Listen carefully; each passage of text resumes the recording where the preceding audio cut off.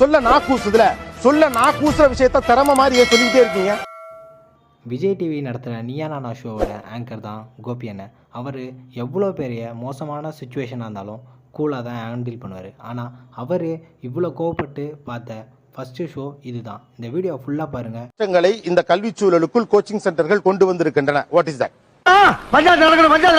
2000ல எக்கச்சக்கமான ஆட்களை ஐடில கொண்டு போய் இன்னைக்கு விட்டதே இந்த கோச்சிங் சென்டர்ஸ் தான். எதுக்கு இத்தனை எப்படி அவங்களால சொல்லித்தர முடிஞ்சது. இத நீங்க ஒத்துக்கிறீங்களா இல்லையா? நான் ஒத்துக்கல. மாட்னாடா மானஸ்த இல்ல சார், அதுல படிச்சவங்க எனக்கு நிறைய பேர் ஃபாரின்ல இருக்காங்க, நிறைய பேர் நோ சார், நோ ஐடி இல்ல சார்.